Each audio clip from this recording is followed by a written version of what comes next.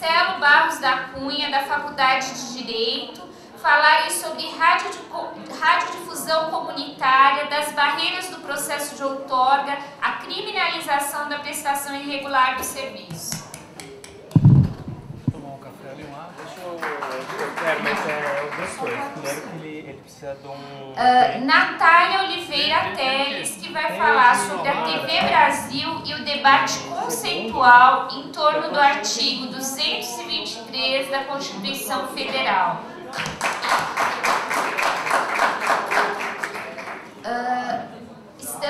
Já recebemos aqui, devemos comunicar a presença de estudantes, a professora Elga ali de Chataí, né? Sejam bem-vindos, bem-vindo e bem-vindas. E também vamos chamar agora a Thalita Tatiana Dias Campim, da UFG, que vai coordenar esse segundo painel.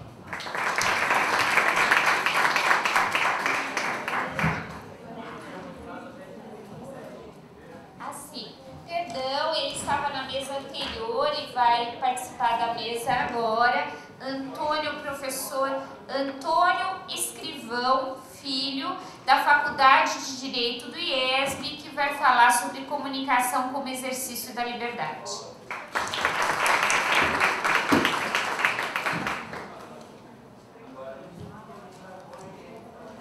Pronto? Então, bom dia a todas e todos. Agradecer pela organização, né, pela oportunidade de estar aqui mediando essa mesa que vai discutir o marco legal. Agradecer também aí não só as palavras da professora Ellen, né, que eu achei que comunicou muito bem com a turma do Centro de Ensino Médio do Paranoá, mas eu não posso deixar de fazer um agradecimento à Vanessa, que foi assim... O nosso mais do que apoio, né? Foi a nossa guia nesse processo todo, desde o processo de elaboração da disciplina, né? Quando a gente foi discutir direitos humanos desde uma perspectiva crítica, Vanessa.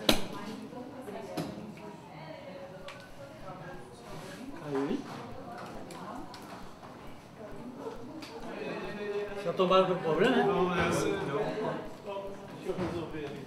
Mas tá todo mundo ouvindo?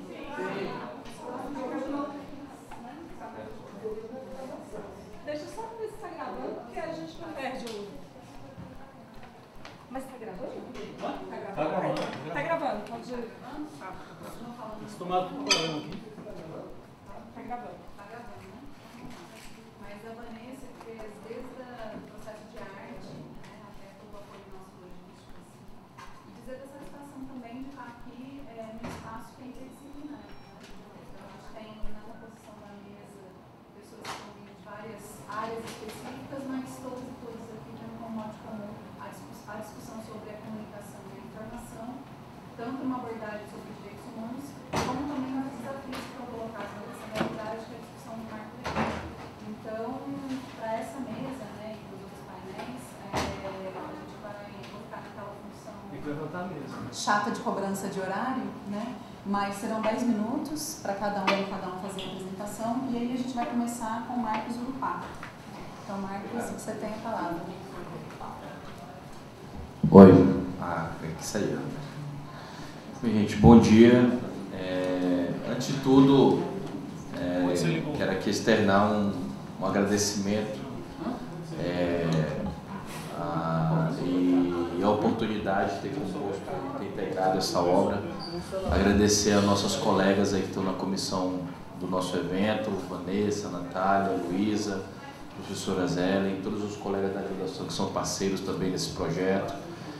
A Faculdade de Comunicação, eu enquanto integrante também aqui da faculdade, também ao mesmo tempo fica feliz de estar sediando outros alunos, outros estudantes de outras universidades, e de outros colégios daqui do DF e de outros cursos também, colegas do direito aí, também muito bem-vindos, pessoas em geral aqui presente, nossa colega professora Nari também aqui.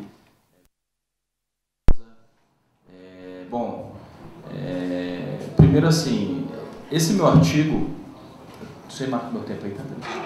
Esse meu artigo ele fruto do meu TCC do direito. Eu também sou advogado, mas nunca exerci, digamos, propriamente dita a advocacia mesmo, né?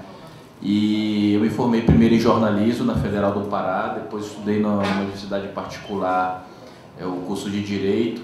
E quando eu me formei em jornalismo, eu já tinha uma percepção, já estava antenado, observando o que era o direito à comunicação.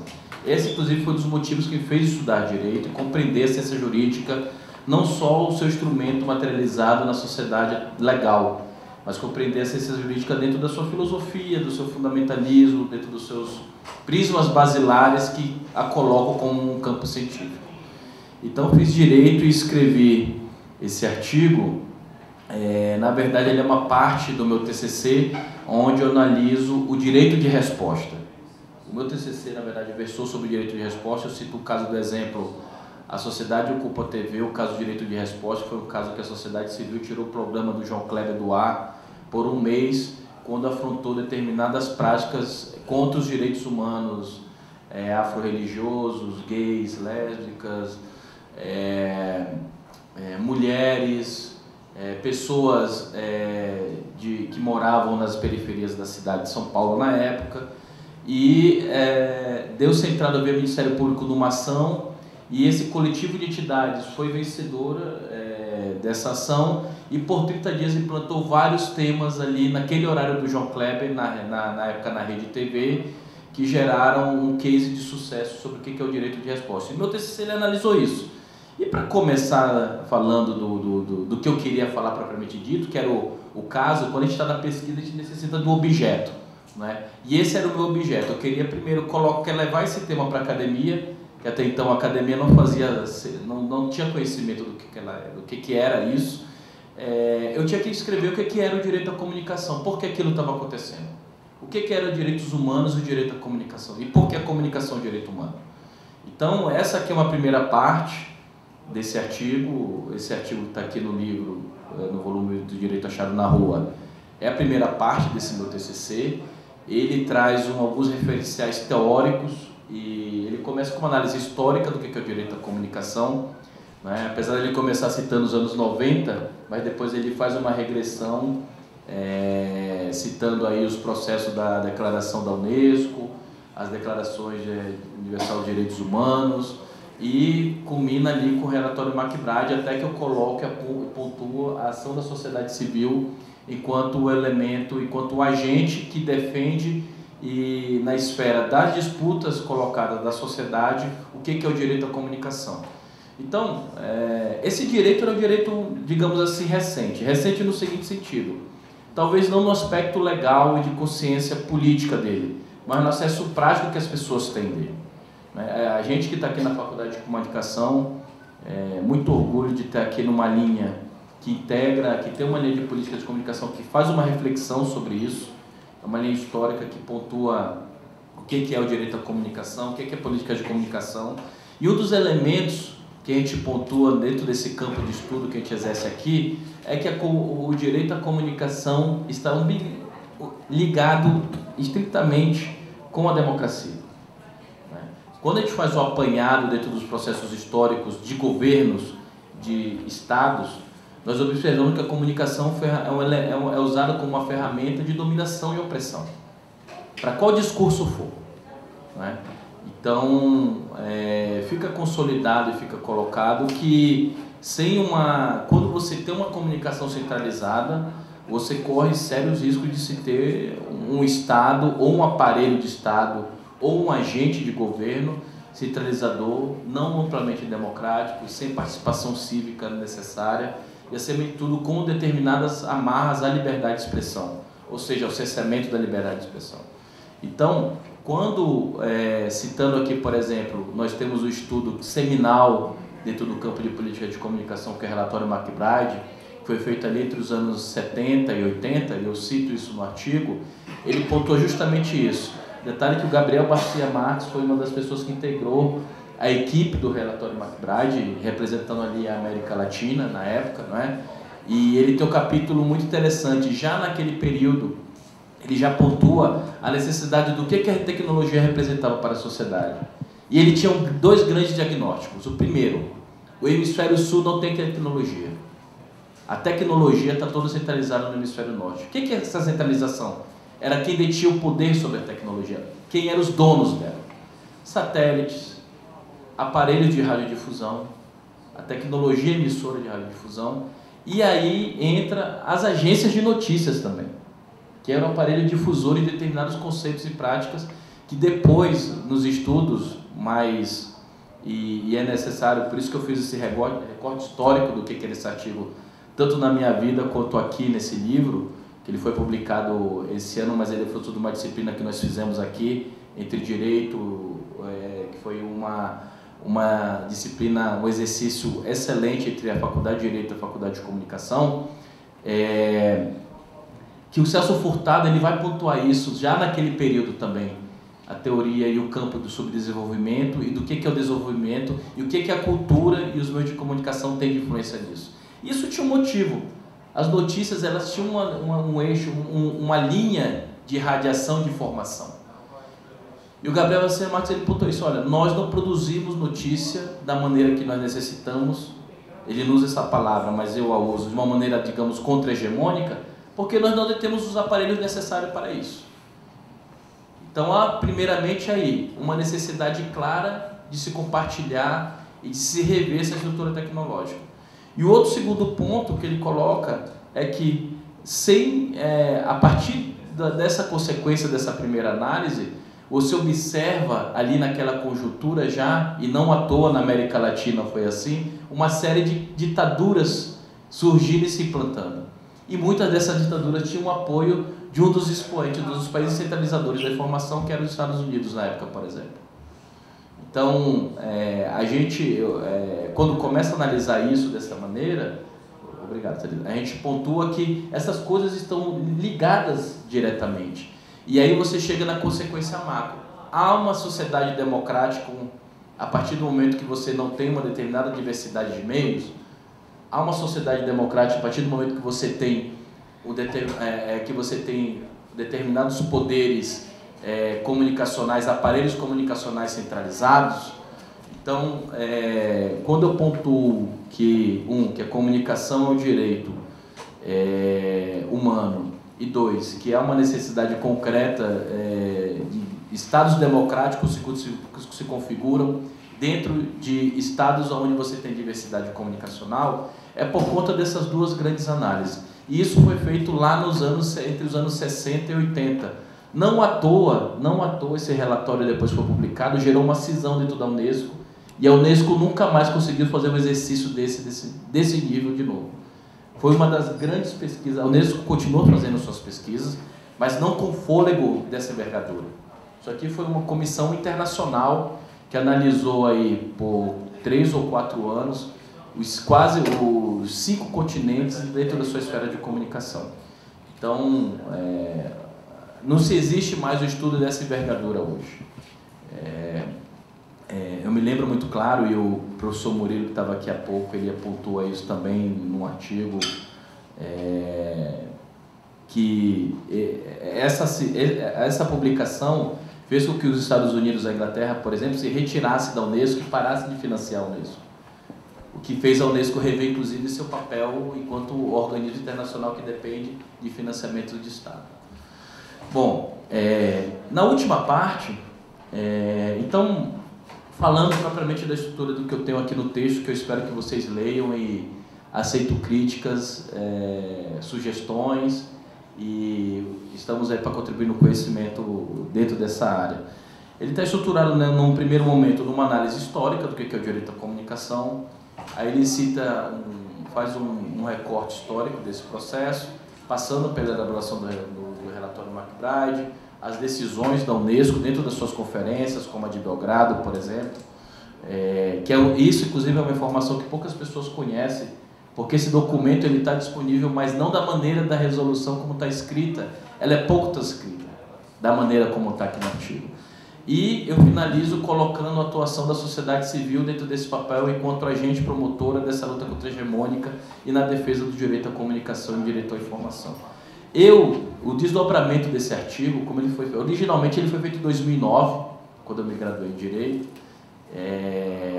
Esse é um texto que eu tenho, que eu nunca publiquei, nunca fiz nada dele, estava lá nos meus arquivos, e quando eu vi o tema desse volume do Direito à Chanel, eu vi que era bem a calhar e cabia muito bem, é que eu começo a fazer um exercício sobre o questionamento dessa sociedade de formação. Isso não está no artigo, mas é o que eu pontuo aqui de sociedade de informação. Não entro no debate desse conceito, mas naquela época também, e isso mais para frente, principalmente depois da cúpula mundial da sociedade da formação, que aconteceu entre 2003 e 2005, que gerou aí os debates sobre governança da internet, que esse é um outro tema, questionou-se quem está incluído nessa sociedade da informação. Que sociedade da informação nós estamos falando? E você vê uma reprodutibilidade daquela estrutura comunicacional lá dos anos 60, 70, finalizada e materializada no relatório McBride, existente até hoje, só que no campo da internet, que é onde eu estou dedicando meus estudos agora aqui no doutorado, questionando, pontuando e tendo aqui como base que a internet, assim como qualquer sistema de comunicação, é um sistema, obrigado, Felipe, é um sistema que tem que estar aberto a todos, não é? Ela tem que ser um sistema inclusivo, mas ao mesmo tempo ela não deve ser um sistema que deve ser dominado. E a gente está observando isso daí que eu estou chamando de luta do capital dentro do campo da internet, que são as grandes players ou giants do Google, Facebook, contra as grandes operadoras como a América Móvil, a AT&T. E esse é onde eu estou centrado no meu estudo, mas você observa uma dinâmica existente quase igual dentro desse processo de comunicação, dentro de quase 50 anos depois. Então, é sinal de que há uma necessidade concreta de romper essa lógica. Ele traz um pouco desse exercício teórico para vocês, e mais uma vez eu agradeço muito essa oportunidade de estar expondo ele para vocês, aos professores e às colegas, aí a Vanessa, o professor Murilo, a Ellen, Fernando, a Janara, a Elga, né, a Thalita também que está aqui, pela organização desse livro. Ficou um volume muito bom e nada mais oportuno do que os 100 anos da Revolução Russa também, né? Ficou bem a calhar. Muito obrigado, era isso que eu tinha para falar e aguardo os debates. Bom, então, vamos passar a palavra agora para Gisela Guerra Vanderlei e Marcelo Barros da Cunha, que escreveram sobre radiodifusão comunitária, das barreiras do processo de outorga à criminalização da prestação irregular de serviço.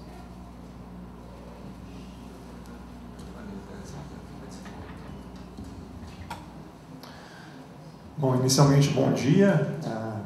Eu também, tal como o Marcos do PAI, eu gostaria de estender também meus agradecimentos por toda a equipe envolvida, pelos professores, professoras envolvidas, bem como as colegas que estão envolvidas também na organização do evento, e pela oportunidade de poder retornar à Faculdade de Comunicação para tratar de um tema que para nós é muito caro, que é a radiodifusão comunitária.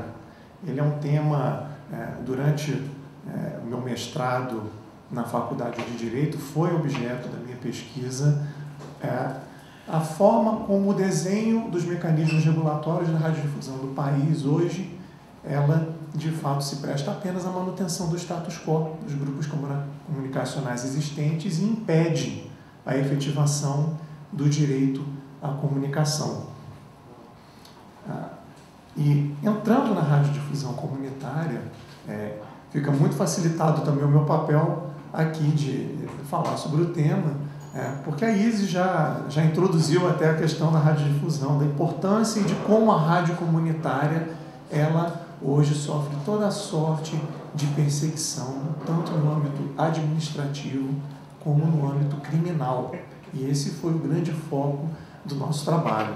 O artigo ele é dividido em duas partes, uma trazendo uma reflexão sobre a regulação da radiodifusão comunitária e a elaboração de políticas públicas no setor, e outra parte que foi desenvolvida pela Gisela, ela vai falar na sequência, entrando no tema propriamente dito da criminalização da prestação da radiodifusão comunitária sem autorização. E o principal ponto que nós colocamos no início é de que a própria lei da radiodifusão comunitária, a Lei 9.612 de 98, a par de trazer, aparentemente, um avanço em buscar disciplinar a radiodifusão comunitária, que já era uma realidade estabelecida no país naquele momento, com a ampliação dessas rádios de caráter eminentemente local, de interesse de grupos específicos, ali ela traz uma disciplina em que limita a radiodifusão comunitária, operada em baixa frequência, a fundações e também a associações comunitárias sem fins lucrativos. Ali ela também estabelece uma importante restrição, que é a vedação à veiculação de publicidade comercial. A lei permite apenas que a rádio comunitária receba patrocínio sob a forma de apoio cultural. Nós vemos dentro da sistemática da lei, bem como das portarias do Ministério das Comunicações, que disciplinam o processo de outorga de autorização para a prestação da radiodifusão comunitária, algumas importantes e relevantes barreiras ao acesso. A mais recente portaria do Ministério, do então Ministério das Comunicações, a portaria 4.334 de 2015, que é uma portaria que já se propôs a flexibilizar as regras ou procedimento de outorga, ela ainda impõe uma série de obrigações que impõem custos à associação ou fundação que pleiteie essa autorização. Por exemplo, regularidade em atos constitutivos, ela deve contar com projetos assinados por profissionais habilitados. Então, falamos aqui de um projeto assinado por engenheiro, com a regulamentação habilitado no CREA, não ter vínculos com grupos econômicos, políticos ou religiosos, mas ser sustentável sem veicular publicidade. Essa portaria até estende um pouco o conceito que poderia ser veiculado ao dar a interpretação de que publicidade seria apenas aquela com veiculação de preço ou condições de pagamento, e nesse ponto a ABET, ela se opôs a essa portaria e inclusive ingressou com ação judicial contra ela. E a parte que não se pode dizer de todo que sejam descabidas algumas exigências de regularidade na constituição dessa fundação ou associação, até mesmo para evitar que grupos oportunistas utilizem isso como uma brecha para desvirtuar a rádio comunitária e veicular alguma publicidade comercial alguma, ou aproveitar-se das regras da rádio comunitária contra a sua verdadeira intenção. A nossa principal crítica é da ausência de políticas públicas que estimulem as comunidades a desenvolver a capacidade de poder criar essas rádios comunitárias.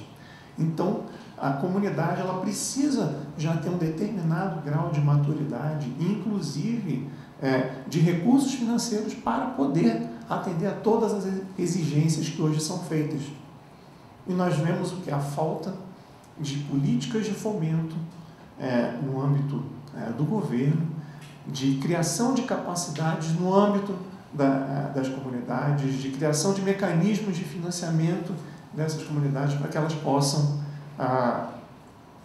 avançar e poderem ter condições de cumprir a regulamentação hoje existente. Então, isso, na verdade, se mostra como mais uma barreira de acesso, especialmente às comunidades mais carentes, as comunidades que tenham maior dificuldade em estruturar projetos de rádio comunitária. E nesse ponto, temos o outro lado, que, à medida em que há dificuldade para cumprir todas as exigências da regulamentação, aquelas comunidades que ainda assim lutam para a sua transmissão enfrentam a sanção administrativa, no meio, notícia corrente, por exemplo, as apreensões de equipamento pela Anatel, como ainda a questão da própria criminalização da atividade. Então, nesse ponto, eu já passo para a Gisela complementar com a análise que foi feita no nosso artigo. Obrigado.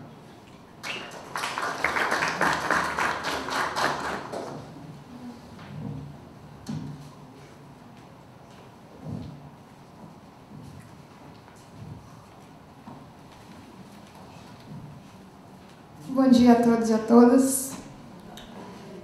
Agradeço aqui a todos os organizadores do evento, mas sem mais delongas eu vou já tentar concatenar com a apresentação do Marcelo para a gente não perder o fio da meada aqui. Nessa primeira parte do artigo, então, o Marcelo apresentou e expôs a temática da radiodifusão comunitária no âmbito, sobretudo, do direito administrativo, né? Então, quais são as leis pertinentes, as normas constitucionais pertinentes, o que diz a portaria 4334 de 2015 do Ministério das Comunicações, em que, basicamente, ele vai mostrar que houve avanços, sobretudo com essa última portaria, por ter tido uma flexibilização dos requisitos, o que foi algo positivo, mas ainda não foi suficiente, né? A gente ainda tem uma série de obstáculos, de barreiras que impedem a adequada prestação de serviço em comunidades menores ou por grupos que não têm uma capacidade técnica ou uma capacidade econômica de grupos econômicos maiores, com uma organização maior, uma estrutura maior. E daí, fixada essa premissa, a gente parte para a segunda parte do trabalho, que é esse viés penal, né? Então, como que as rádios comunitárias elas são criminalizadas quando há uma prestação clandestina, ou seja, sem autorização do Estado, ou quando há uma prestação irregular do serviço, que é quando a rádio ela tem autorização, mas ela está descumprindo alguma norma regulamentar pertinente. E daí, isso acontece porque a Lei Geral de Telecomunicações, no artigo 183, ela vai, de fato, tipificar como crime a conduta de desenvolver clandestinamente atividade de telecomunicação. E daí entra aí a radiodifusão comunitária. A principal controvérsia que existe em relação a esse tema, no que toca à radiodifusão comunitária, é sobre a possibilidade de se aplicar o princípio da insignificância nesses casos, entendendo que a rádio comunitária ela tem uma potência mais baixa, de até 25 watts, e isso eventualmente pode não ter nenhuma repercussão, nenhum prejuízo, nenhuma lesão à comunidade, à coletividade como um todo.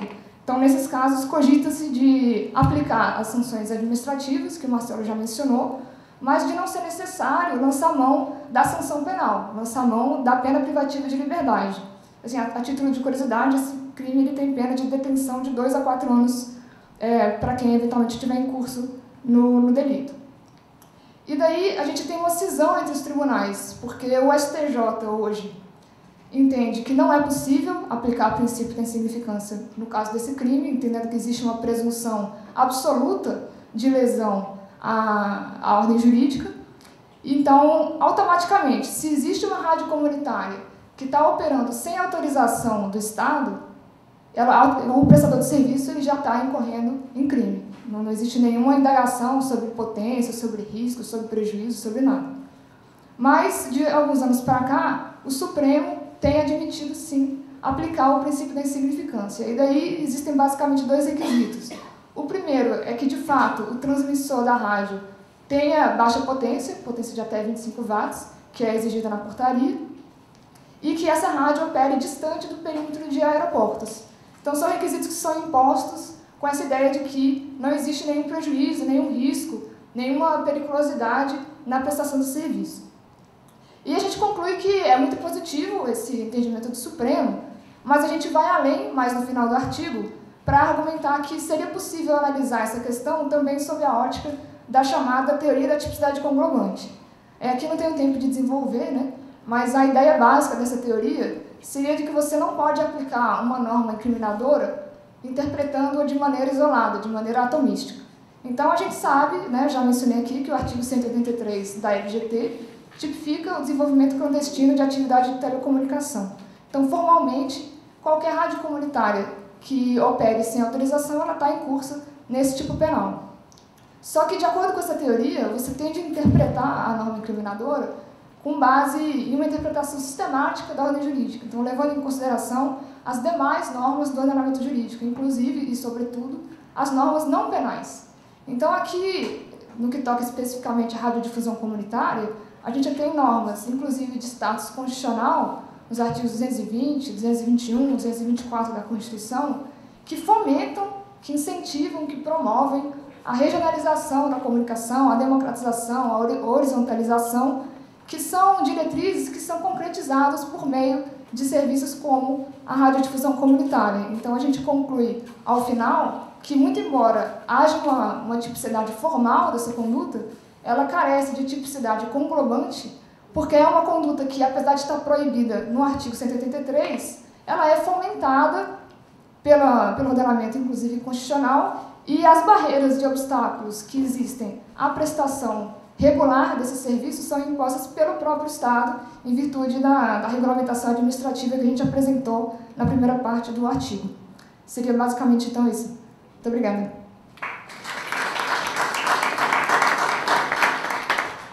Então, vamos passar agora para a Natália Oliveira Teles, que escreveu o artigo A TV Brasil e o debate conceitual em torno do artigo 223 da Constituição Federal de 1988.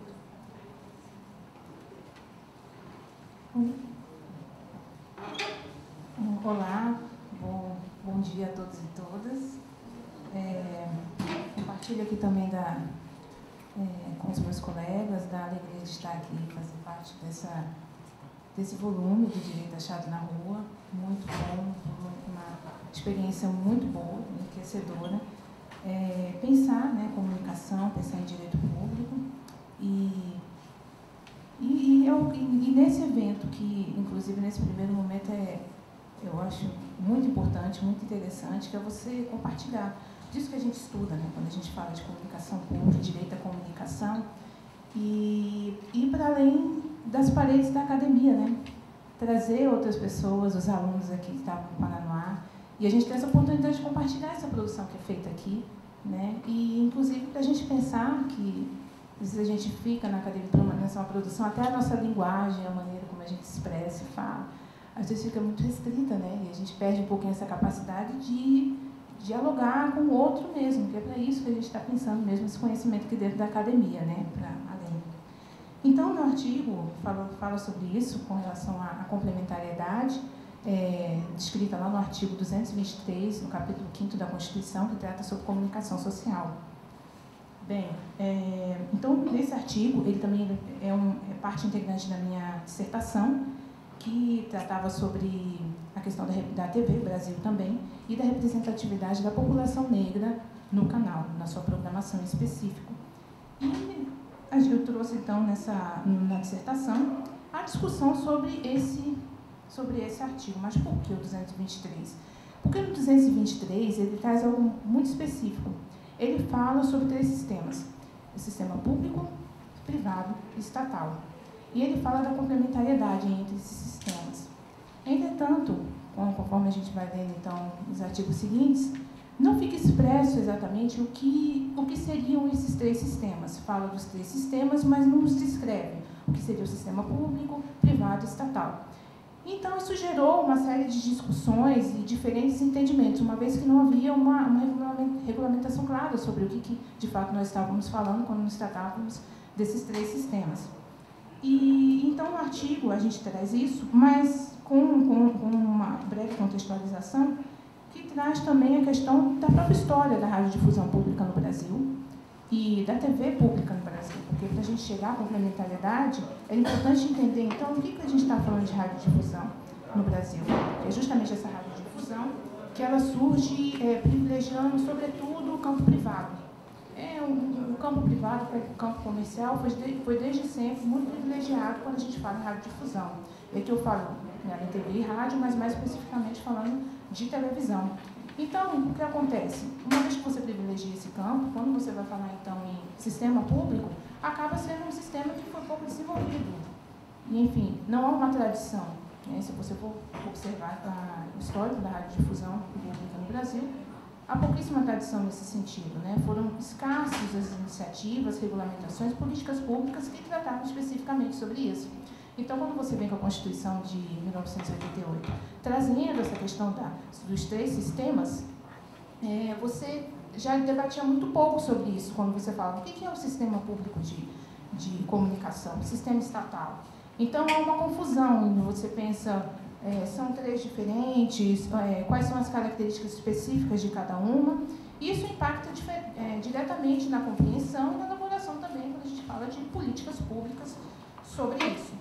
Então, alguns autores, eles tratam sobre essa questão e trazem isso, pensando, sobretudo, problematizando essa questão do próprio histórico da radiodifusão e como foi privilegiado o campo público em detrimento o campo privado em detrimento do público, e a dificuldade que você tem de pensar essa complementariedade. Inclusive, quando ele foi pensado lá na Constituição, Arthur Távola, o constituinte, deputado na época, ele propôs, quando foi aparecer, ele propôs, né, essa questão da complementariedade no sentido de equilíbrio entre esses três sistemas. O que, inclusive, no artigo a gente traz, e também quando a gente lê os textos relacionados, uma ideia muito interessante sobre equilíbrio entre esses três sistemas. Entretanto, essa ideia ficou e não foi muito desenvolvida. Por quê? Não houve um avanço no sentido de você regulamentar isso e de você pensar esses três sistemas no âmbito legal. E havia ideia, mas, entretanto, houve uma série de discussões depois para você pensar, de fato, o que seria esse sistema público, privado e estatal. E aqui é importante também, no artigo a gente traz, que quando a gente fala em sistema público de comunicação, canais públicos de radiodifusão pública, existem alguns fundamentos, alguns princípios básicos. Então, quando a gente fala de comunicação pública, a gente está falando também de autonomia desses canais, autonomia financeira, né, autonomia de gestão. A gente está falando em questões de diversidade. É importante que esse canal público contemple esses aspectos. E aí, quando a gente vai pensar, então, nesse sistema público, por exemplo, nós observando a TV pública, sobretudo e especificamente a TV Brasil, observando a partir desse quadro as discussões aqui que a gente trabalha sobre complementariedade que os autores trazem, não é possível situá-la como sendo somente do sistema público, porque ela traz características de sistema público e de sistema estatal hoje, da maneira como, da compreensão que é dada hoje. E principalmente porque esse artigo a gente fez no ano passado, 2016, né? Foi a finalização. 2015. E isso, segundo de 2015. E ocorreram algumas mudanças, sobretudo no que se relaciona a 11.652, que é a que estabelece os princípios e objetivos do Serviço de Radiodifusão Pública, né, no governo atual. Primeiro por meio de uma medida provisória, que posteriormente foi convertida na Lei 13.417, que altera a estrutura da EBC. A EBC, que é responsável por gerenciar os canais públicos de comunicação, dentre eles a TV Brasil. E nessa mudança,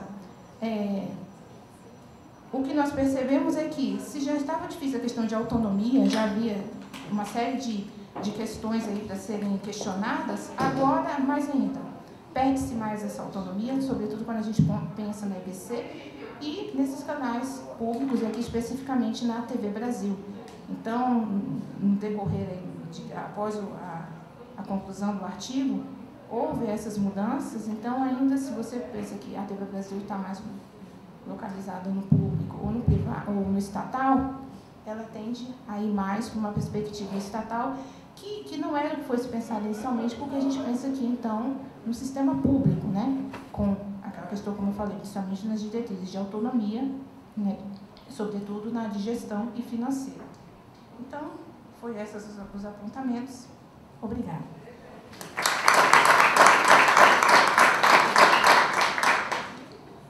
Vou passar a palavra agora para o Tuco, vulgo Antônio Sérgio Escrivão.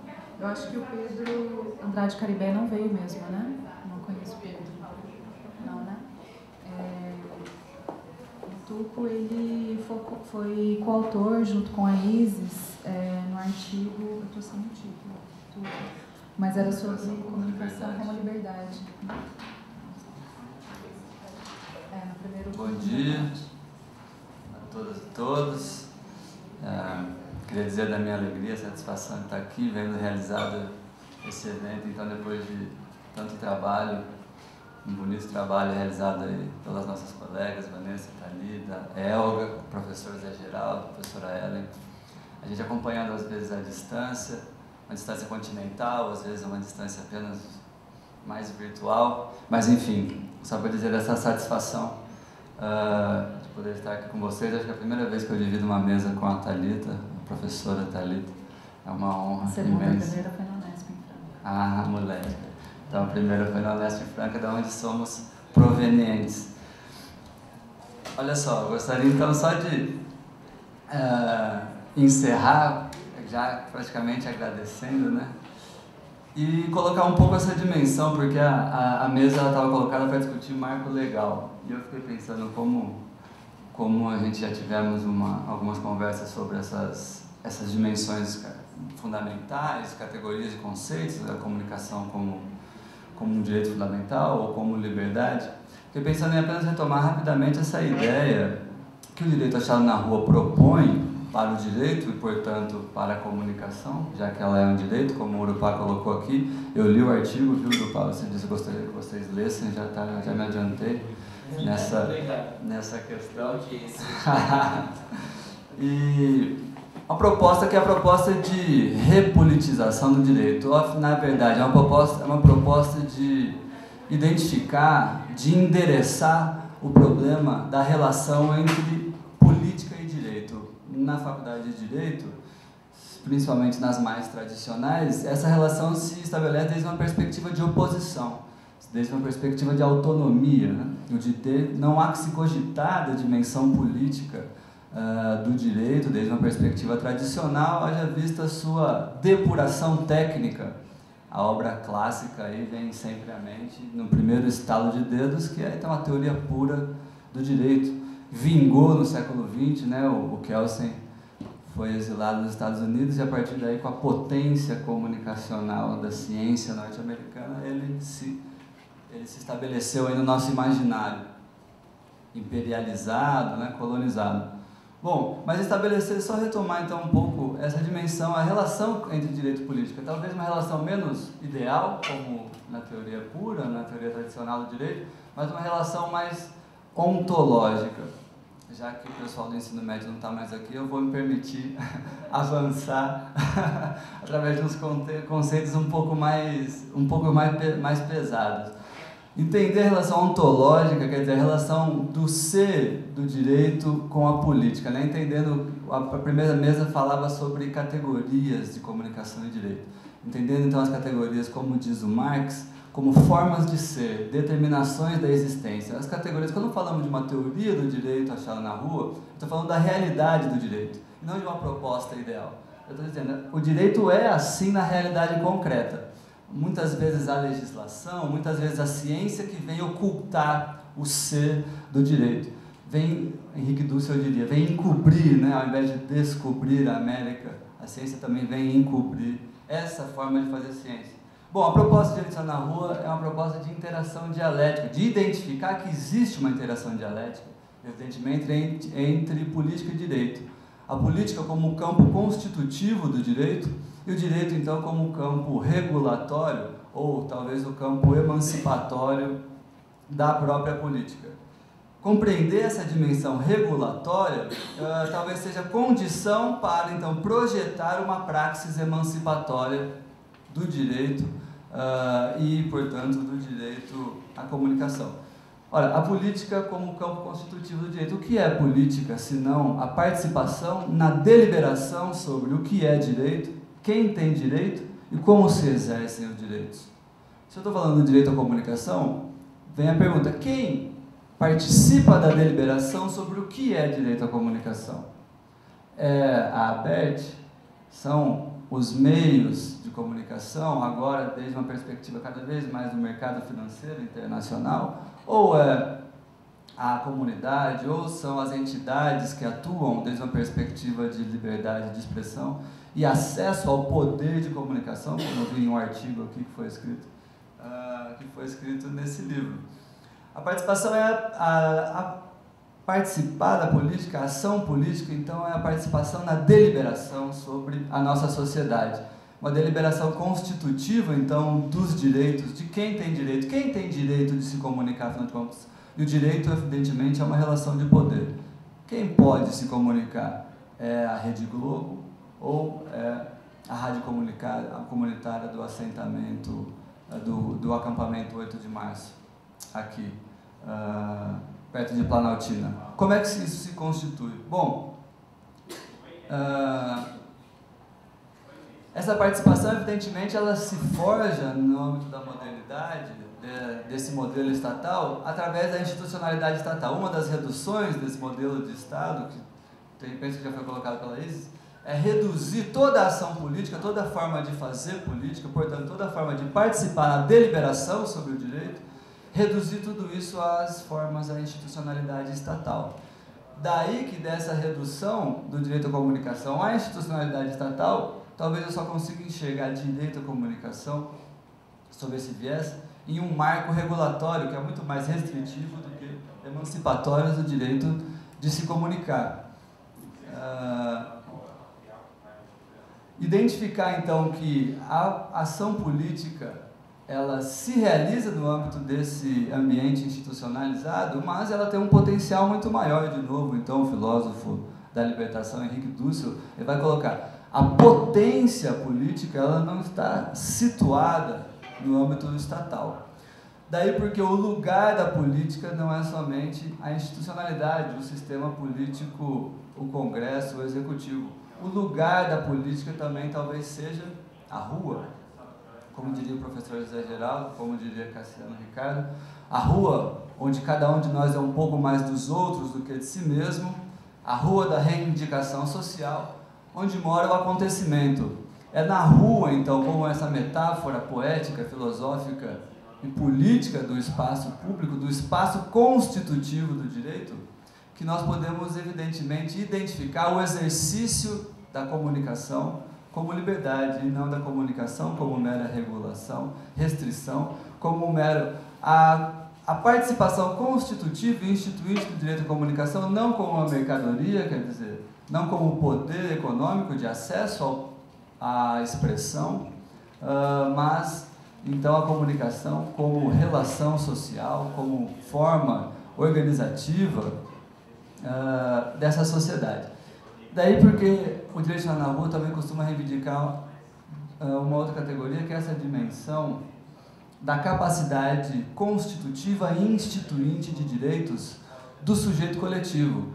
A categoria do sujeito coletivo forjada, então, historicamente, na dialética entre o professor Anair Bicalho e o professor José Geraldo de Souza Júnior, nos seus estudos, da relação entre o movimento social e esse potencial, então, de constituir direitos, quer dizer, de criação de direitos, e um potencial de instituir direitos, ou seja, de efetivar direitos. Daí porque é nesse ambiente da rua em que situa-se o potencial de desafio do direito e da política como redução estatal. Porque nessa capacidade instituinte e constitutiva é que é possível identificar o desafio daqueles efeitos restritivos da legislação. Os efeitos ilusórios e mobilizantes de ordem, que nós já trabalhamos aí em um outro trabalho. Quer dizer, muitas vezes a identificação do direito com a lei, ela trabalha uma dimensão ilusória. Bom, já existe a lei, então cessou o ambiente constitutivo do direito. A lei já está ali. Se o direito é identificado com a lei, não há mais espaço para essa criatividade. Esse efeito ilusório de pensar que algo já está constituído, então, leva dialeticamente a uma segunda dimensão imobilizante. Se eu não tenho mais espaço, eu não preciso mais, não tenho mais condições de constituir, de construir essa perspectiva de liberdade organizada. E por fim, então, essa dimensão do efeito de ordem. O que está na ordem é considerado como o verdadeiro e o válido, impossibilitando qualquer input, quer dizer, impossibilitando qualquer novo resultado da ação social, da ação política, para alterar, transformar, desafiar essa ordem legal. O que não está ainda positivado, formalizado, reconhecido institucionalmente, não é reconhecido como direito. Ora, me parece que nesta perspectiva, muita coisa fica de fora. Não só muita coisa fica de fora, principalmente muitos sujeitos, muitas pessoas, muitas experiências ficam de fora. Aí, de novo, uma outra referência para a gente, outra categoria para entender a comunicação seria, então, muitas experiências são, então, desperdiçadas nesse processo histórico em que o que não está condizente com a restrição legal não é considerado como direito à comunicação ou direito o direito de se comunicar. Eu imagino que os 5 minutos já tenham chegado, apesar da Thalita estar sendo aí muito permissiva. Então, uma última dimensão, uma última categoria para pensar esse modelo teórico, que é o modelo real, um modelo teórico que é como se expressa o direito à comunicação na realidade, e não como ele foi forjado desde uma perspectiva meramente racional, científica, é entender que a lei, o marco institucional do direito, ele é um momento importante, sobretudo quando ele reconhece direitos positivados em luta social, como a Constituição de 88 reiteradamente pode ser concebida nessa referência, mas mesmo assim não é suficiente. O mero reconhecimento institucional, ainda quando seja o reconhecimento de um direito fundamental, não se basta, porque a garantia dos direitos ela não se constitui desde uma perspectiva absolutamente jurídica. A garantia de direitos, a proteção de direitos, a efetivação de direitos, ela se dá também no âmbito comunitário, ela se dá também no âmbito da satisfação econômica, ela se dá no âmbito da preservação cultural, ela se dá principalmente no âmbito da emancipação da consciência. E aí entender então que a emancipação da consciência é mecanismo de garantia de direitos, me parece trazer uma menção à própria comunicação como um locus privilegiado, onde se encontram então esse modelo analítico do direito achado na rua, propondo essa interação entre política e direito. Porque a formação da consciência hoje se apresenta cada vez mais como um objeto, como um campo de expressão pela via da comunicação, com todas as suas contradições, como nós podemos identificar no processo histórico, seja da radiodifusão e principalmente da internet, mas também como um campo em potencial, como um lugar em potencial para se constituir esses espaços de formação e emancipação da consciência, então, propiciando, construindo, proporcionando essa construção, essa proposição do direito achado na rua, da comunicação, então, como um exercício de liberdade.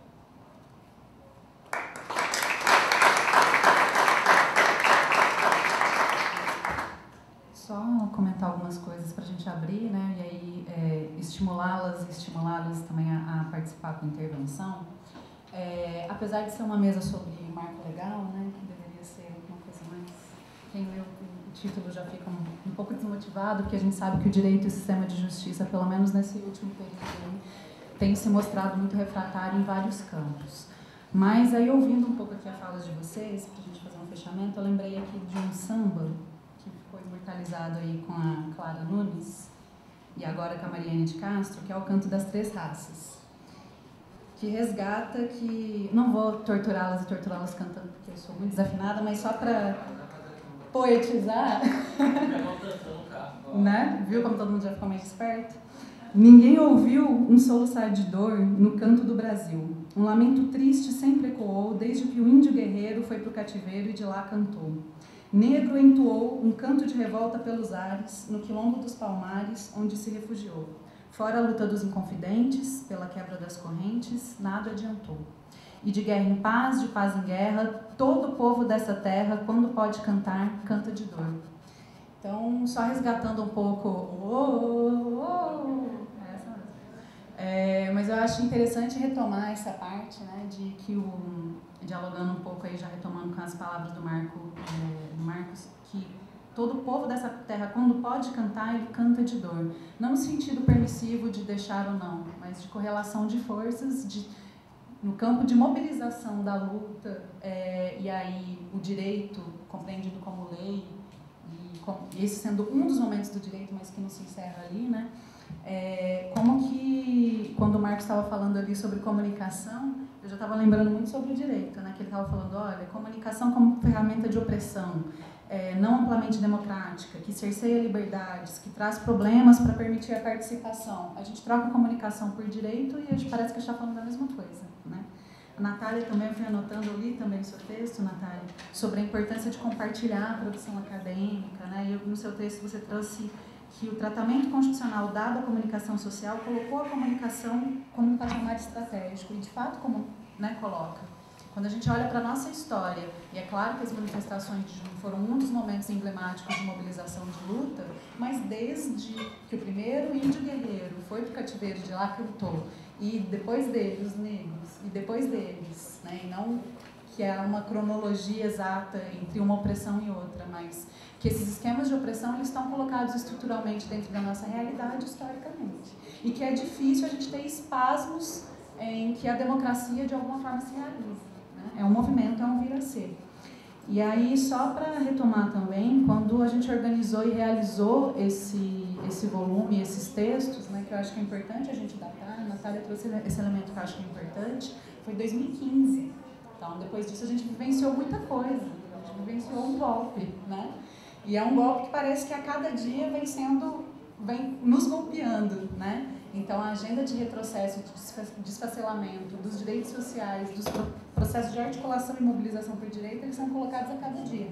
A gente fica surpreso, né? Mas sistema de justiça, legislativo e outros espaços, eles já estavam muito bem articulados. Se não fosse isso, a gente não ia ter tantas surpresas todos os dias, né? Dá até um desânimo de olhar o WhatsApp, o que acabou hoje, né? Então, a gente é um pouco nesse sentido. Então, eu só queria trazer alguns desses elementos, né? O direito ele é um desses espaços de disputa e é uma disputa que muitas vezes, como o Tuca agora encerrou, né?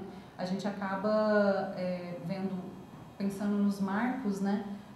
Regulatórios. Então, essa ordem jurídica que está colocada, a gente acaba dando muita proeminência para esse local de espaço de ver o direito à comunicação, né? Mas a regulação de uma forma mais ampla, mas é um dos momentos.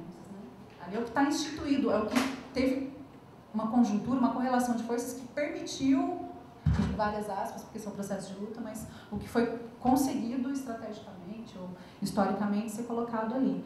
Mas a gente não pode nunca perder essa dimensão dos aspectos de luta. E aí as rádios comunitárias eu acho que são expressões dessas dimensões de luta, né? A gente está agora com uma turma de graduação em Direito, a turma Fidel Castro lá de beneficiários da reforma agrária, que um dos desafios colocados agora, não só é pesquisar a mídia, mas participar de uma rádio local, não é comunitária, mas já vendo esse espaço, não só eles e elas, mas movimentos sociais de uma forma mais ampla, como um espaço ali de trabalhar com a informação, né? Então, o movimento social se apropriando dessas ferramentas para colocá-la a serviço de um outro projeto de sociedade, né?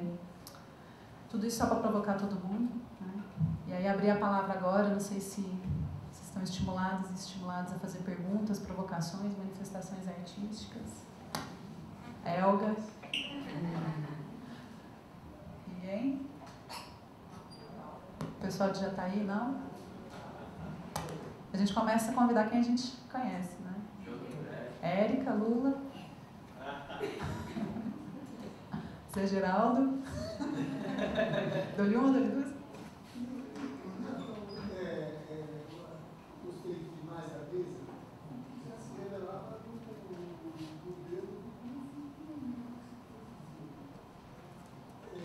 essa possibilidade de intensificar e trazer uma leitura do jurídico, mesmo quando ele se formaliza no legal, de modo a não perder o físico toda a transformação que é a transformação.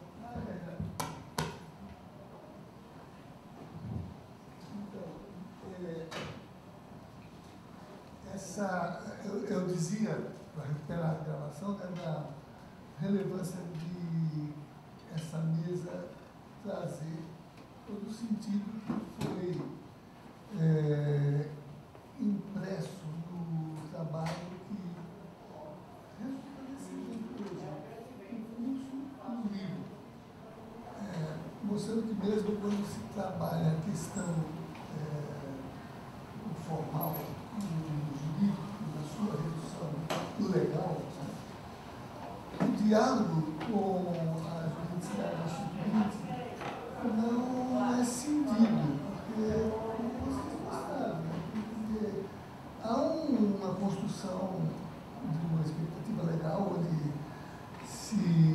conheça, né, o que foi socialmente trabalhado e discutido por disputas, por tensões, né?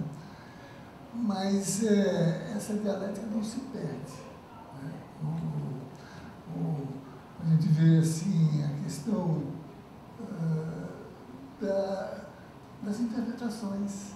Né? Você mostrou, por exemplo, o quanto no âmbito do STJ, no âmbito do Supremo, esse processo continua para não perder de vista, né, que o social é que se realiza pelo legal, né, e descriminalizar. Né.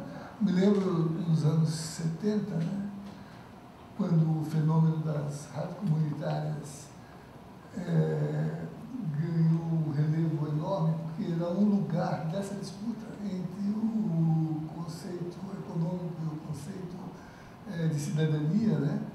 Um livro que foi publicado na época, porque as rádios comunitárias eram chamadas rádios piratas. Né? Piratas são eles que estão atrás do ouro. Né? Era o título de um livro que discutia o tema novo da rádio comunitária na disputa semântica, né?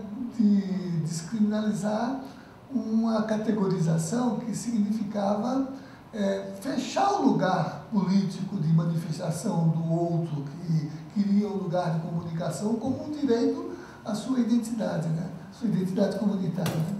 Então, eu fiquei satisfeito de ver nesta mesa, né? Porque como o projeto se fazia editorial pelo marco do direito achado na rua, um grande desafio é como fazer o intercâmbio entre os dois paradigmas, né? E não perder de vista o quanto o legal mata o direito, né? Mas também quanto o legal é necessário para que o direito se realize por um veículo, por um instrumento, né, que possa ser emancipatório, né? Então, eu queria cumprimentar. A intervenção é nesse sentido, de cumprimentar, né, os que aqui se apresentaram, né? Porque eu não sei quais eram as expectativas quando se reuniram no curso lá atrás, né? Mas o resultado mostra que, seja quais forem as expectativas, algumas até pela oportunidade, quando a Natália estava falando assim, foi o segundo de 2015, né? Quer dizer, é o crédito que vai ser obtido, né?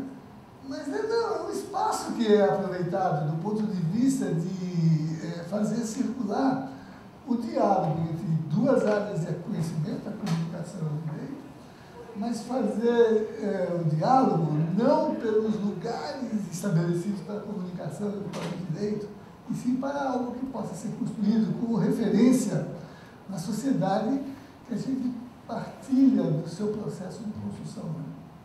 E aqui é a representação disso, né?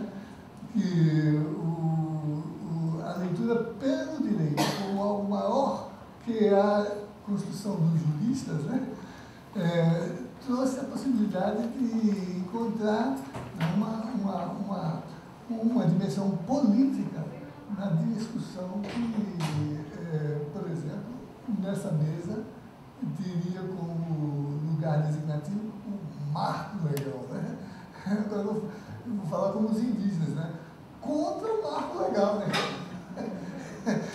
Mas não é contra para dizer que ele não é relevante.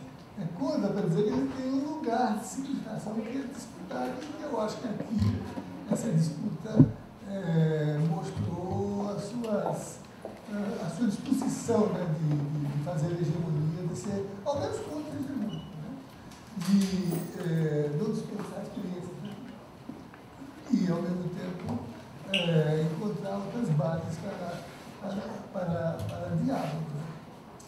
Uma pergunta. Ainda existe o Ministério das Comunicações? Não, né? O que é agora? Agora... Para vocês, né? Foi uma dúvida que a gente teve, né?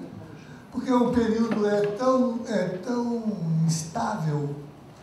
Nós fizemos um seminário no direito que chamava Como Fazer Tese em Tempos de Golpe. Né? Uma das condições que levaram a produzir esse seminário é instabilidade do objeto.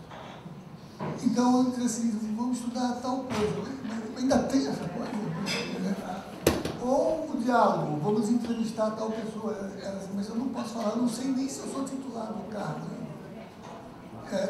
Não saiu no Diário Oficial, mas então o Ministério das Comunicações, o que é agora? Eu queria fazer um comentário e fazer essa pergunta. O que é o Ministério das Comunicações? Obrigado, professor. Isso é uma coisa interessante porque esse negócio do objeto, só uma janela, isso é tão importante para a gente. Por exemplo, eu estudo internet e eu já sei por natureza que internet é um objeto em constante movimento. Por tudo. Os dados que eu tenho da minha dissertação, que entreguei em 2000 e começo de 2016, não são os mesmos de meados de 2016 e nem os mesmos de começo de 2017. E por tudo, né? Enfim. E no caso do Ministério das Comunicações, e no caso daqui também, né, no caso da EBC, nós temos muitas pesquisas, né, Natália? Natália está aqui pesquisando para a EBC. E outros colegas também que entraram antes desse processo, estavam pesquisando na EBC, tiveram que ver como fazer sua pesquisa mediante isso. Hoje o Ministério das Comunicações não existe mais, é MCTIC, que é o Ministério das Comunicações, da Tecnologia, Informação e Comunicações. Ele uniu o MCTI com a comunicação, o que é o enfoque aí, que as tecnologias da informação e comunicação venham a ter uma agenda mais propositiva no sentido liberal, como a gente está vendo agora, né? O que nós estamos vendo com o PLC 79, que é a privatização da privatização, a questão do Programa Brasileiro de Internet das Coisas, que envolve, por exemplo, o tráfego de dados. O governo está tendo uma movimentação contra a Lei de Dados Abertos, que é uma lei que está tramitando no Congresso. Nós estamos vendo aí também o satélite brasileiro. Tudo eles conseguiram unificar o aspecto da tecnologia e comunicação, mas focando para esse aspecto da tecnologia, o campo da internet e todas as suas subdivisões e divisões possíveis e inimagináveis, inclusive acesso também. Eu não sei como ficaram as pastas de radiodifusão, que o Marcelo conhece um pouco mais do que eu agora com essa fusão, mas as secretarias acho que se mantiveram lá de telecomunicações, radiodifusões, departamento, mas o foco hoje está muito unificado em tecnologia da informação e comunicação. Mais perguntas?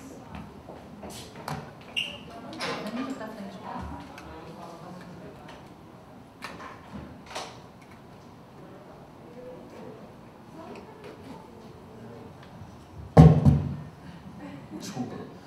Bom dia, eu sou o João Elias, eu sou graduando da UFG. Bom, eu queria começar falando que é um pouco, eu vou gaguejar, óbvio, porque é um pouco assustador falar para tantas referências, né? Para tantas pessoas tão hábeis nos seus campos e também no meu campo. Vocês são referências no meu campo e pessoas que eu estudo. Então, obrigado e desculpa qualquer coisa. Eu acho que a minha primeira pergunta é qual é a visão de vocês para a superação dessa lógica que foi dita por você, Antônio, da nossa impossibilidade como agentes do direito, de como nós, como agentes do direito, estamos de mãos atadas e presos ao ordenamento. Então, como vocês pensam, não só uma solução para isso, mas como a gente contorna esse problema? E eu não sei se eu não sei a ideologia de vocês, mas de uma forma reformista, não revolucionária, porque a gente não tem esse tempo e a gente precisa começar em algum ponto. O meu segundo lugar, a minha segunda colocação é o papel da internet na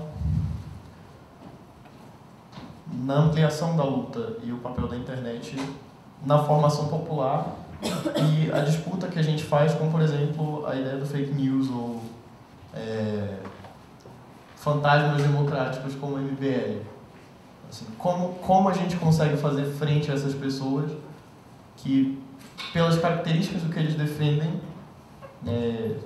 eu nem preciso entrar na ideia de um debate mais justo, mas o que a gente defende não é simples.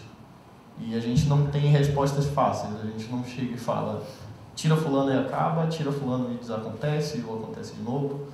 A gente não tem uma mão mágica do Estado, uma mão mágica do livre mercado para se esconder atrás. Então, como a gente consegue, num espaço de uma dinâmica tão específica e um espaço que acontece de uma forma tão rápida como a internet, fazer frente num debate leal e num debate completo a esse tipo de fenômeno? E o terceiro é como você vê o papel da internet na primavera LGBT feminista e o impacto que ele teve no movimento negro no Brasil em específico. Obrigado.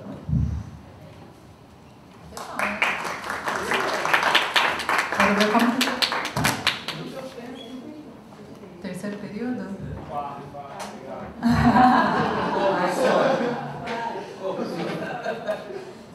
Quero ver quem será o corajoso da palavra. Alguém se habilita? Natália. Vamos começar. O seu nome? João Elias. Muito interessante sua pergunta, gostei muito. Sobretudo você trouxe essa perspectiva da internet, né? Esse canal, inclusive, a gente faz parte de uma disciplina aqui, que é Internet de Direitos Humanos, que é coordenada pela professora Janara Souza.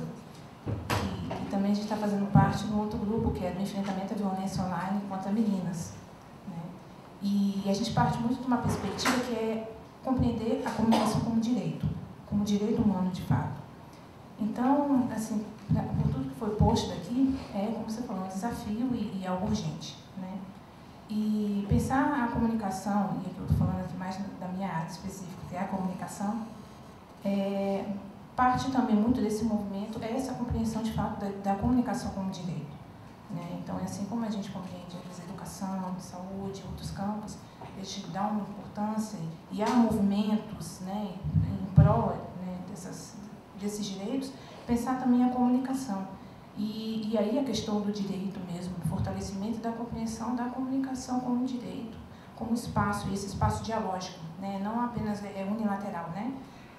Você tem a produção, você recebe, você compartilha, que é uma perspectiva que também o relatório Metabrat que o Urupac trouxe, já trazia naquela época, né?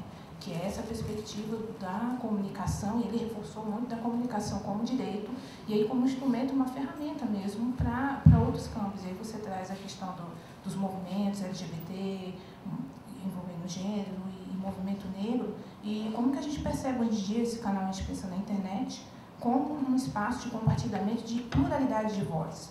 Não só da diversidade, mas como um espaço onde você, de fato, tem vozes e perspectivas diferentes. Inclusive, dentro do movimento negro, diferentes vozes sobre diferentes perspectivas. Por exemplo, o feminismo negro, fortíssimo falando dessas questões, né, e do direito, né, e problematizando essa questão do direito, pensando no direito da mulher negra, esse lugar da mulher negra na sociedade, o lugar do negro, né, e a gente também pensando da comunidade LGBT, e pensar na internet, na questão do direito à comunicação, e tem um outro termo também que a gente começa a trabalhar agora, que é a questão da literacia, que é você desenvolver competências para estar trabalhando com a internet, que parte também da perspectiva da educação, que é o desenvolvimento de competências, né?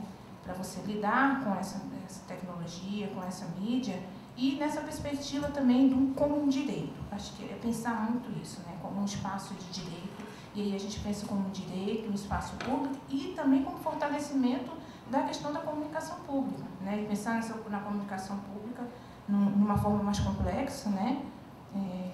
Diferentes atores, e do serviço público de comunicação. Então, eu acredito que é uma cadeia a gente pensar nisso. A internet, ela vem como um espaço muito importante, sobretudo quando a gente pensa nessa educação, né, na diversidade, na internet, é claro. E aí a gente não está pensando como um espaço maravilhoso, que não há, sim, muitos problemas, inclusive, como eu falei, da questão desse próprio projeto, que é o enfrentamento da violência nesse espaço, né? Mas eu acredito que é um espaço importante para a gente pensar a questão do direito à comunicação, a questão da pluralidade das vozes, não só da diversidade, né? A gente pensa a diversidade é só da presença, mas é para além disso, pensando na voz também, no espaço e a diversidade de discurso. Então, não sei se eu respondi bem a sua pergunta, mas é mais ou menos essa ideia.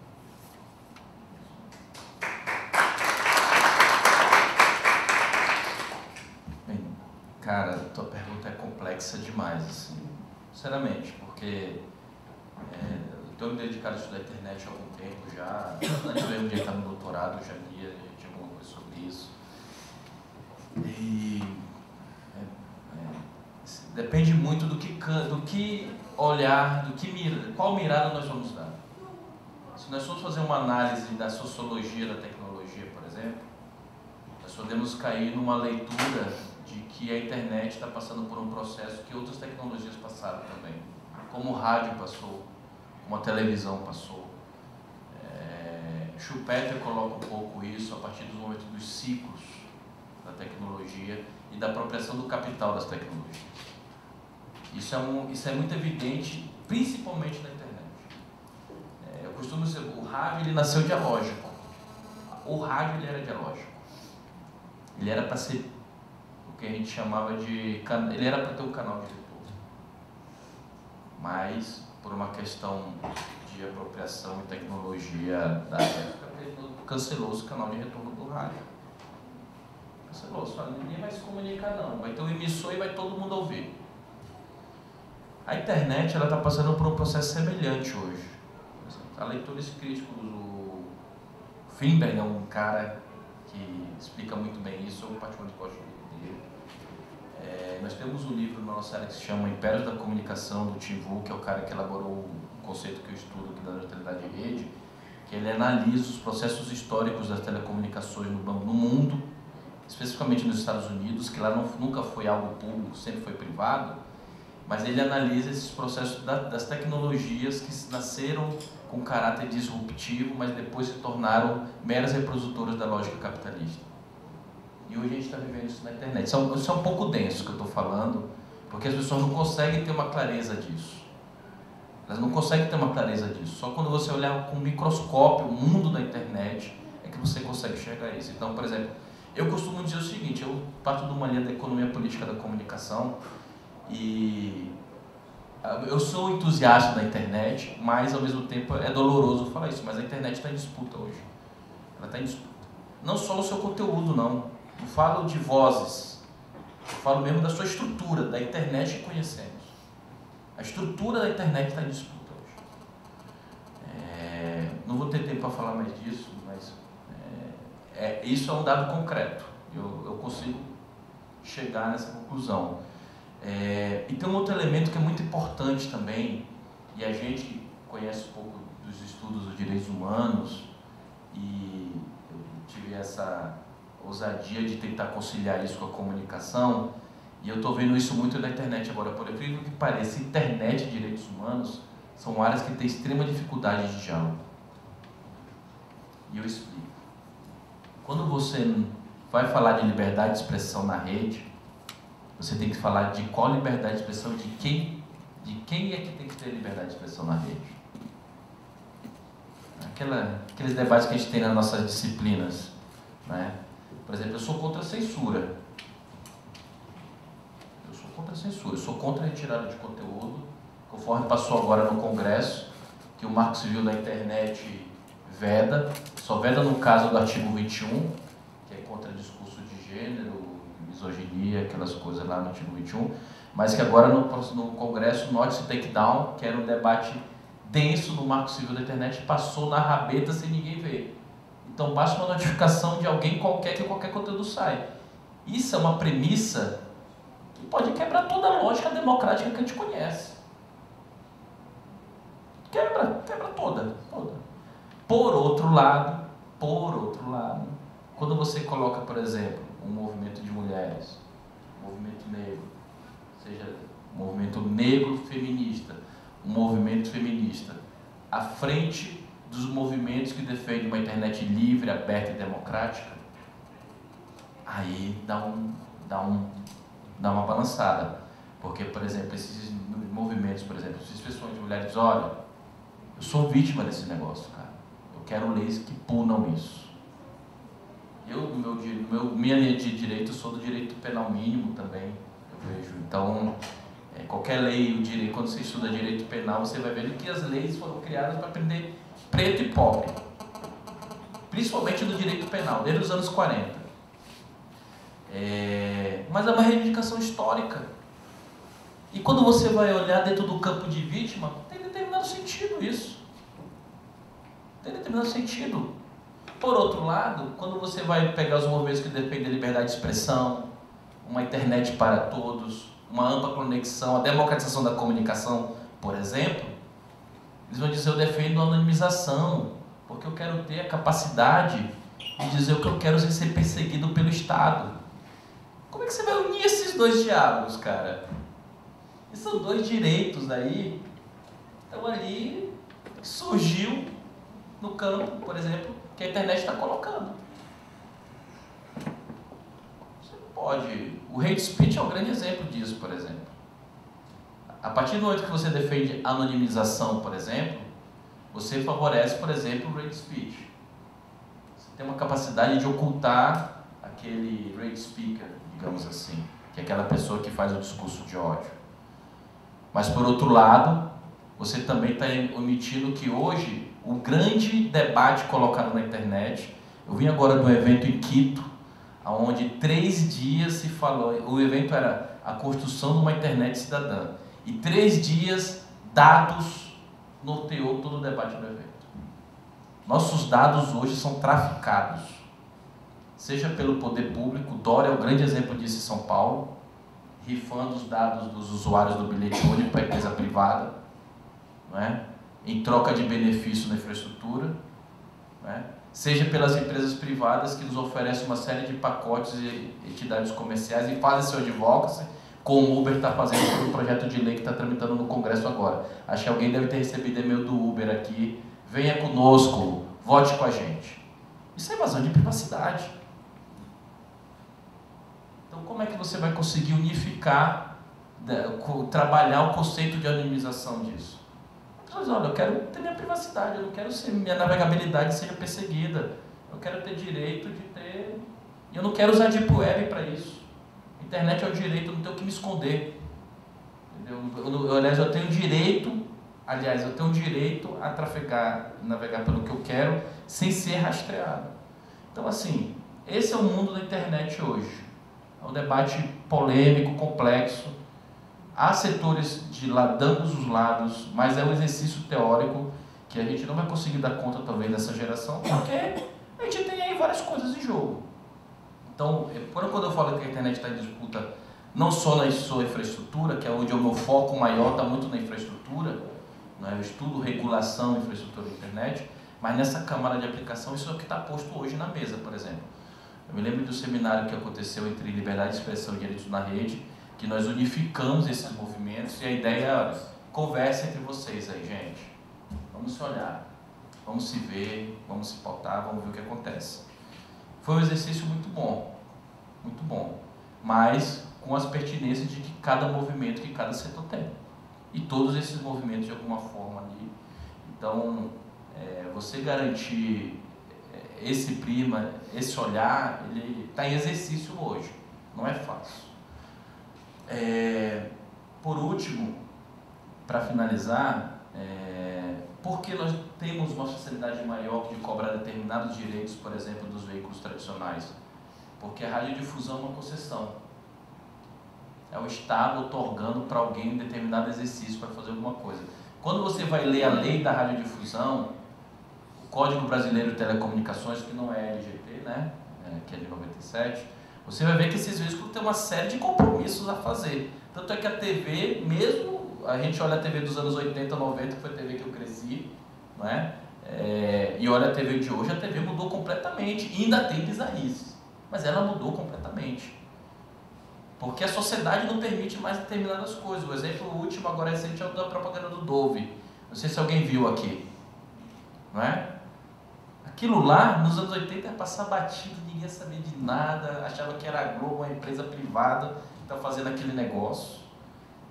Você olha os comerciais daquele período, mas hoje não. Hoje bicho, tu tem uma responsabilidade social. Isso é uma coisa que nós estudamos muito aqui, a responsabilidade social da mídia.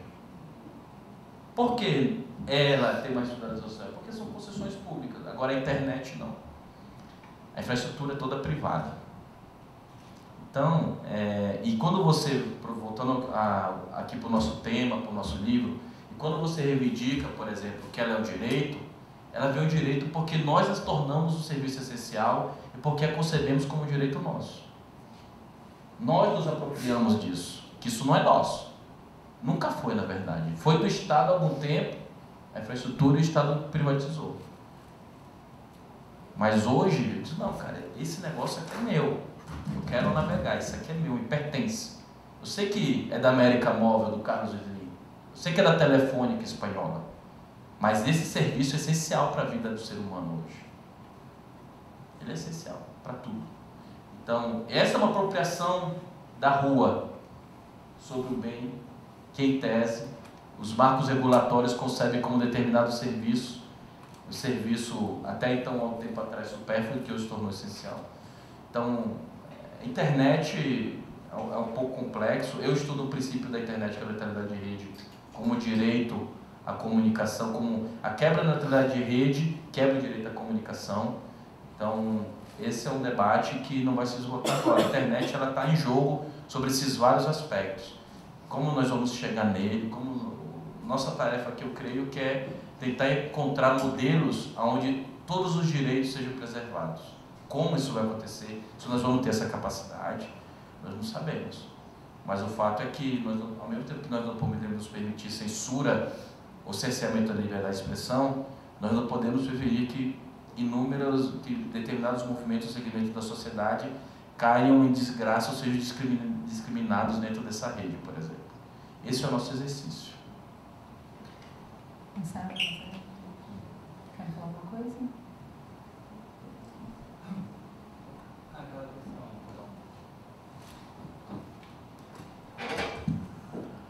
Imagina, João, tá no 4º semestre, imagina a hora que estiver no 8º, 10º. Imagina amanhã, né? Amanhã já tá. Queria você daqui. Né? Pois é. Já carregou todos nós. Olha só, João, sobre essa questão da ideia do direito, né? Como a gente que está no campo do direito pode então lidar com essa perspectiva de transformação. É difícil tentar situar essa pergunta, por exemplo, na história, né? Eu estou pensando desde uma perspectiva conjuntural, por causa do golpe do retrocesso, estou pensando em uma perspectiva de uma sociedade colonial, né, que ainda não conseguiu se explodir em emancipação de sujeitos e projeto latino-americano. As questões elas se intercalam. Agora, acho que uma análise, talvez, aí começar por essa ideia do golpe, não como um esgotamento institucional de um mandato popular, não também como um esgotamento da política econômica, do neodesenvolvimentismo, mas talvez o esgotamento de um ciclo que começou com a própria Constituição de 88. É um ciclo que já começou mal começado. Por um lado, começou com a emergência social, mas de outro com o controle ainda dos militares, da oligarquia. Então, a gente talvez por isso não conseguiu se emancipar muito a partir daí.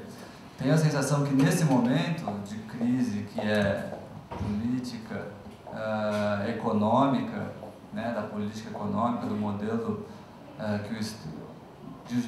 do modelo da relação entre Estado e sociedade, quer dizer, a relação entre Estado e sociedade é uma relação que se estabelece no campo do mercado ou é uma relação que se estabelece no campo da prestação, da efetivação, do exercício da garantia de direitos? Um pouco como foi colocado aqui, né? Os direitos se acessam através da lógica da mercadoria ou do exercício social da liberdade.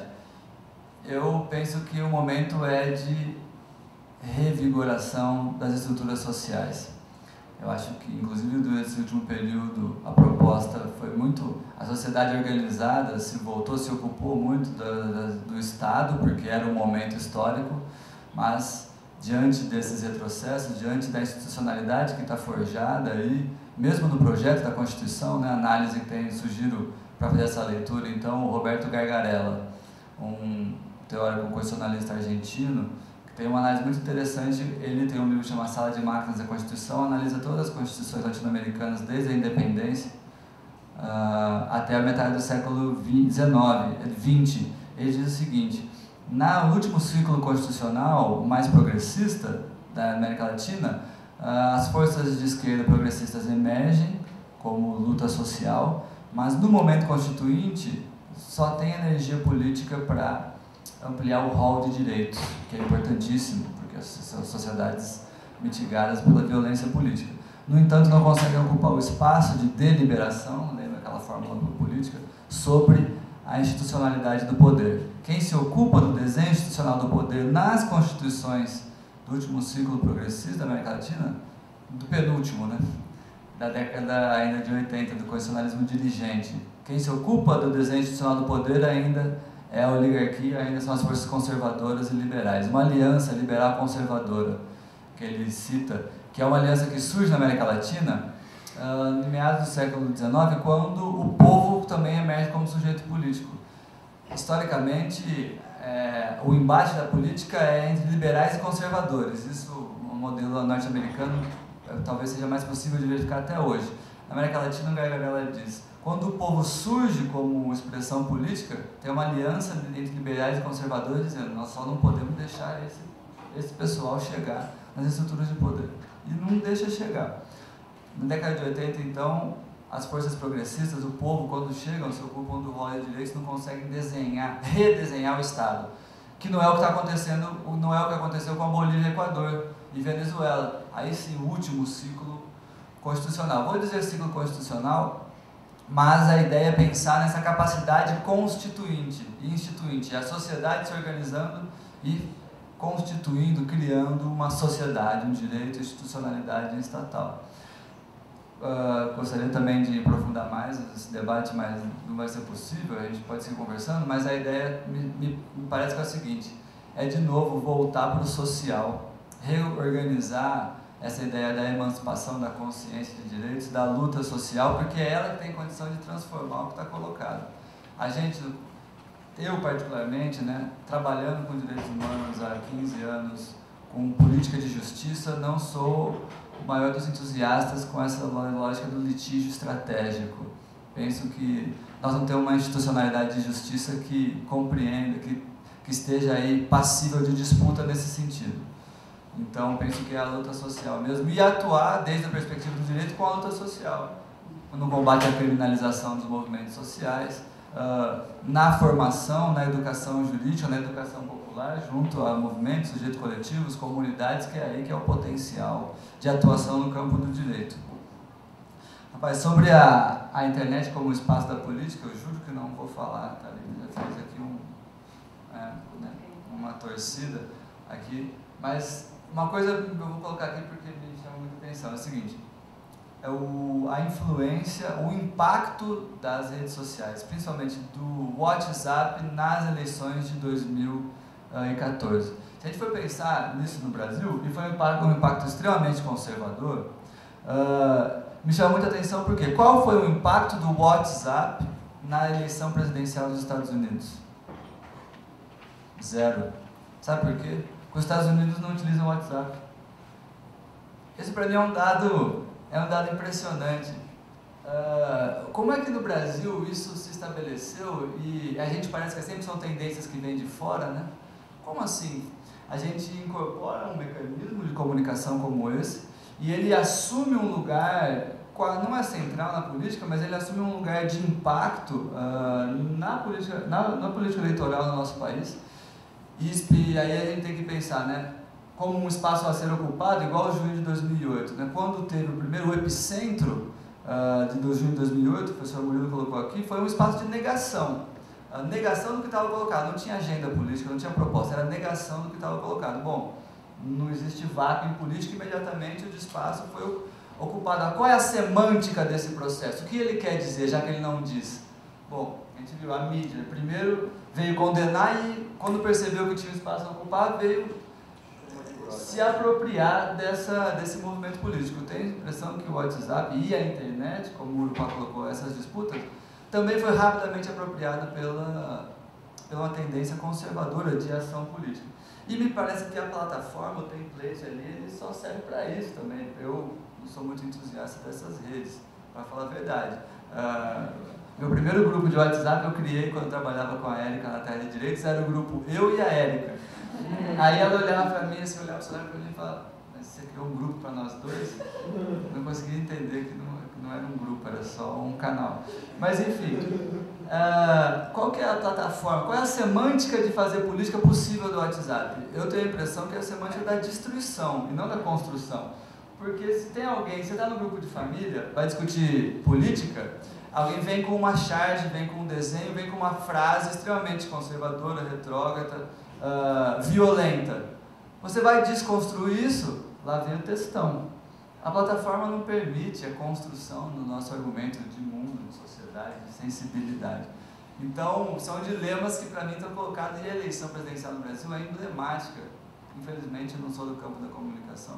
Urupá, vou te dizer que está um pouco pior que eu, porque geralmente quando eu falo eu sou advogado, já logo digo, ninguém é perfeito. Agora, você é advogado e jornalista, meu cara, vixe, olha, aí a convergência foi forte.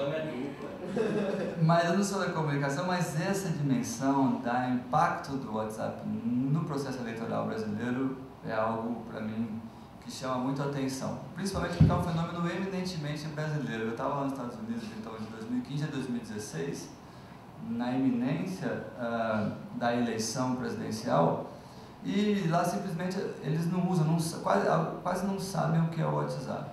Pelo menos na Califórnia. Mas está certo que tem muito mais autonomia, mas na Califórnia é o lugar do Uber, é o lugar do Facebook, né? São Francisco. Então, então eu fico pensando como é que isso foi parar aqui.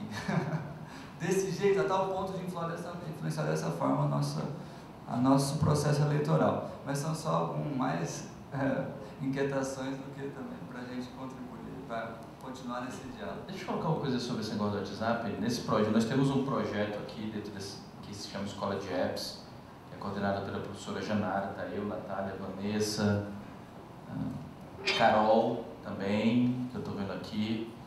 E existe um dado que é interessante, e olha que a gente ainda nem saiu para campo, mas é um dado concreto. O WhatsApp é a grande força motriz, por exemplo, de radiação de várias dessas violências contra as adolescentes que estão nas escolas, por exemplo. E qual é a dificuldade do WhatsApp? Você não sabe a origem. Você não sabe a origem daquilo. Aquilo chega, por exemplo, no WhatsApp da Vanessa, que ela manda para mim, mas você vê, não sei, chegou para mim num grupo X. Aí o grupo X, alguém do grupo X não sabe como chegou para ele, e assim vai. Então essa dinâmica de funcionamento dele, ela é danosa demais, porque diferentemente das outras plataformas que tem seus níveis de dificuldade, mas que você permite até chegar ali a um nível de uma parede que você tem que quebrar para saber a fundo quem é. Mas o WhatsApp não, é uma coisa sem parede, sem muro, sem nada. Então, por exemplo, essas novas tecnologias, qual o maior bem do WhatsApp? Alguém sabe dizer? Qual é o maior passivo? Qual é o maior ativo do WhatsApp? Que ele não te oferece comercial. Até as mensagens de SMS das empresas te recebem oferecendo comercial, mas o WhatsApp não oferece nada. É dados. É o grande ativo do WhatsApp. Dados. Ele coleta dados do Facebook. Eu demorei a compreender isso particularmente, porque eu me perguntava, porque eu analiso o aspecto econômico dessas plataformas da internet. E eu não conseguia compreender qual era a economia do WhatsApp. Uma plataforma fascinante tecnologicamente, que cresce muito, todo dia tem uma inovação, que encurtou mundos e fundos, mas aí, quando você vai perguntar qual é o ativo dele econômico, por que manter essa empresa lá? Porque o WhatsApp vale bilhões. Eu nem ouvi de um cara de uma empresa de telecomunicações numa mesa na Anatel, dizendo que o WhatsApp vale 3 vezes mais que a empresa de telecomunicações dele aqui no Brasil. Bilhões de dólares. É dados, coleta de dados. Esse é o grande ativo hoje da economia da internet. Um dos, né? Então, é perigoso mesmo. Vou fazer uma rodada então para a gente encerrar, pode ser? Marcelo, José?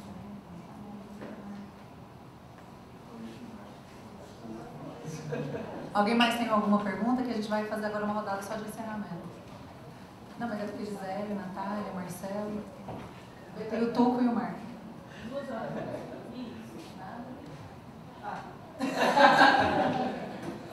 Então é um pouco nesse clima de Rosa Luxemburgo, né? Reforma social como meio, desde que tem a revolução social como fim. A gente encerra então essa mesa de marco legal, certo?